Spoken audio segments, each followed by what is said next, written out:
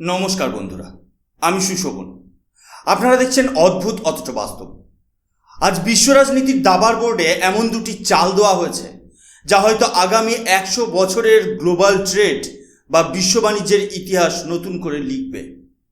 ভারত থেকে ইউরোপ যাওয়ার পথে যে কাঁটাগুলো ছিল তা উপড়ে ফেলার জন্য তৈরি হয়েছে এক অভূতপূর্ব ব্লুপ্রিন্ট।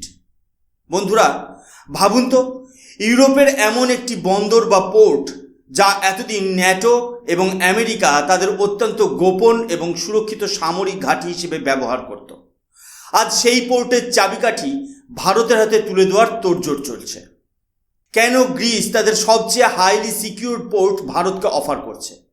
কেন ইসরায়েল এখন মরিয়া হয়ে ভারতকে বলছে যে হরমুজ প্রণালী বা স্ট্রেট অফ হরমুজকে চিরতরে বাইপাস করার সময় এসে গেছে?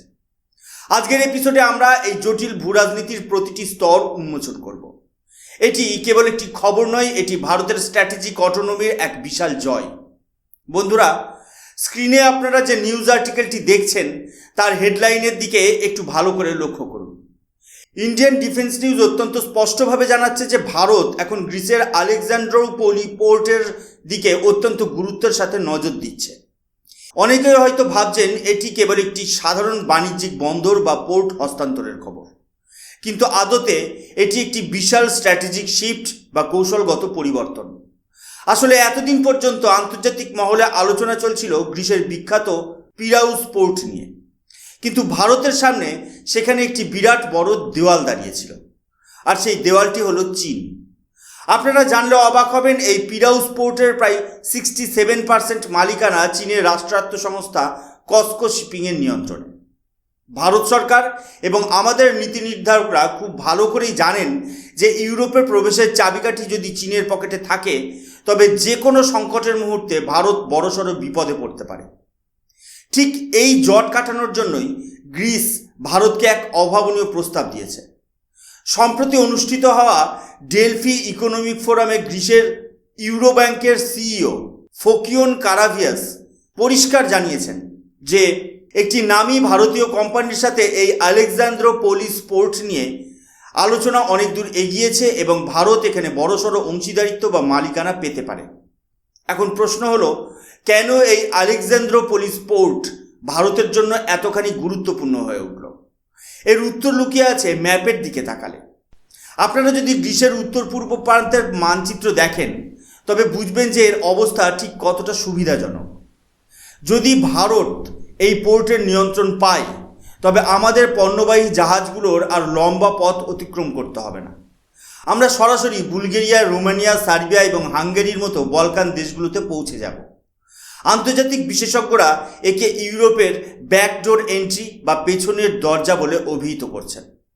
এর ফলে সবথেকে বড় সুবিধা হবে তুরস্ককে নিয়ে।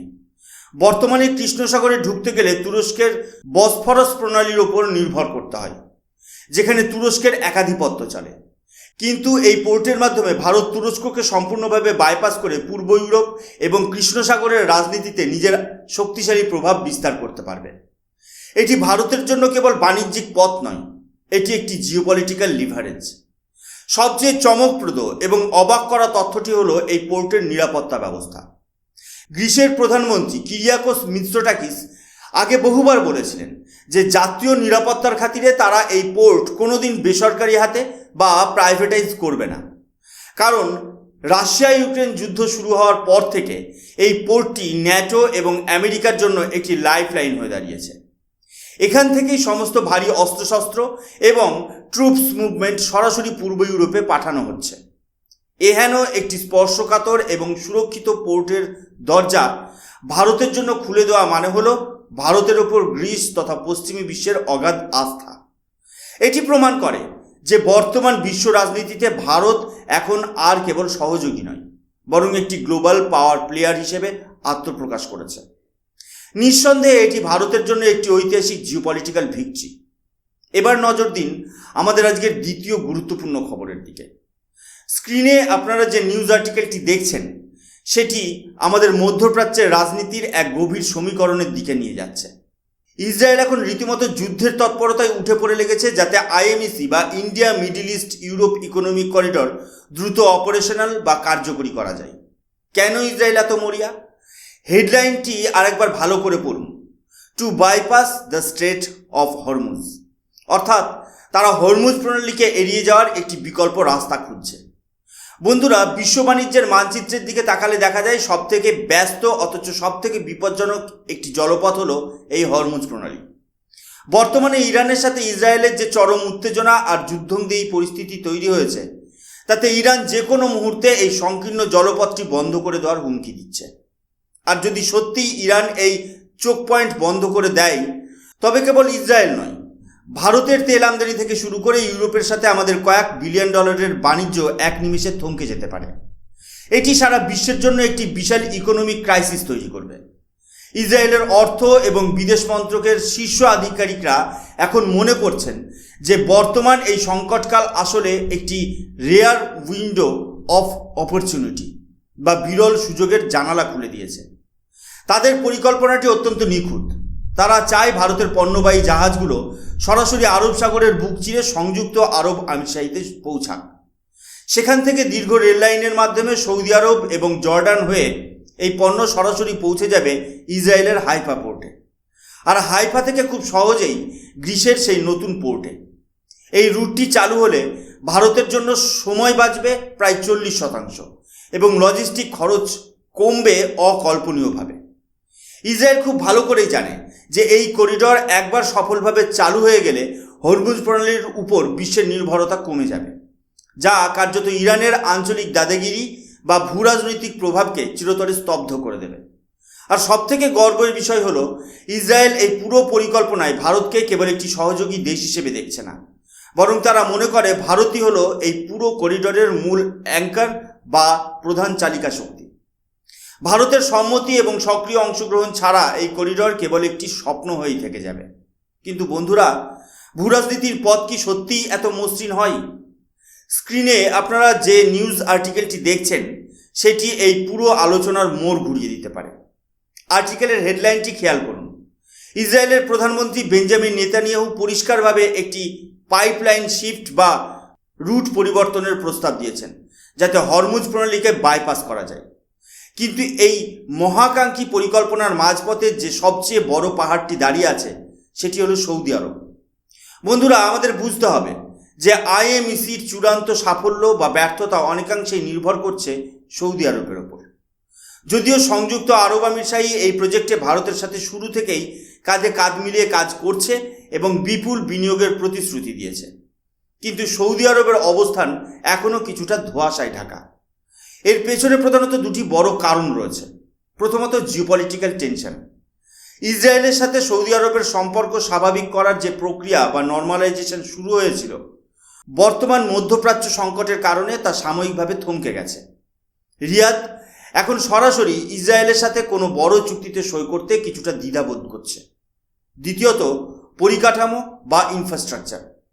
সৌদি আরব তার নিজের অভ্যন্তরীণ রেল নেটওয়ার্ক এবং লজিস্টিক করিডরগুলোকে আন্তর্জাতিক মানের করে তুলতে আরও কিছুটা সময় চাইছে। তারা নিশ্চিত করতে চায় যে এই করিডর থেকে তাদের নিজস্ব অর্থনীতি কতটা লাভবান হবে। ঠিক এই জায়গাতেই ভারত তার বিখ্যাত ডিপ্লোম্যাটিক ফাইন্যান্সেস বা সূক্ষ্ম কূটনৈতিক দক্ষতার পরিচয় দিচ্ছে। ভারত সরকার নিরন্তর রিয়াদের সাথে যোগাযোগ রাখছে এবং তাদের বোঝানোর চেষ্টা করছে যে এই করিডর কেবল ইসরায়েল বা ভারতের একার স্বার্থে নয়, এটি আসলে পুরো আরব বিশ্বের জন্য একটি অর্থনৈতিক ঢাল বা ইকোনমিক শিল্ড। ভারত সৌদি আরবকে বোঝাতে সক্ষম হচ্ছে যে চীনের ঋণের জালে ফাঁসিয়ে দেওয়া বেল্ট অ্যান্ড রোড ইনিশিয়েটিভের তুলনায় আইএমইসি অনেক বেশি স্বচ্ছ এবং নির্ভরযোগ্য।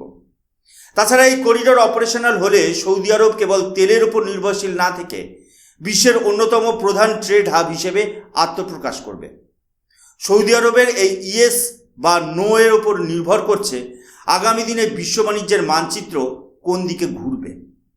বন্ধুরা, ভারতের এই অভাবনীয় অগ্রগতি দেখে ভূরাজনীতির অন্য দুই বড় প্লেয়ার তুরস্ক এবং চীন কিন্তু হাত গুটিয়ে বসে নেই। আপনারা যদি একটু পেছন ফিরে তাকান তবে দেখবেন তুরস্কের president Recep Tayyip Erdogan G20 সম্মেলনের পরেই অত্যন্ত কড়া ভাষায় বলেছিলেন তুরস্ককে ছাড়া কোনো বাণিজ্যিক করিডর সম্ভব নয়। তার যুক্তি ছিল, ভৌগোলিকভাবে তুরস্ক হলো এশিয়া এবং ইউরোপের সংযোগস্থল। কিন্তু ভারত আজ গ্রিসের এই নতুন পোর্ট ব্যবহার করে বিশ্বকে প্রমাণ করে দিচ্ছে যে তুরস্কের ভেটো বা দাদাগিরিকে অনায়াসেই বাইপাস করা সম্ভব। একেই আন্তর্জাতিক সম্পর্কের পরিভাষায় বলা হয় কৌশলী পরিবেষ্টন। ভারত তুরস্কের উপর নির্ভর না করে ইউরোপের হার্টল্যান্ডে প্রবেশের বিকল্প রাস্তা তৈরি করে ফেলেছে, যা আঙ্কারার জন্য একটা বড় কূটনৈতিক বাধা। অন্যদিকে বেজিংয়ের অলিন্দেও এই দুশ্চিন্তার ভাঁজ স্পষ্ট।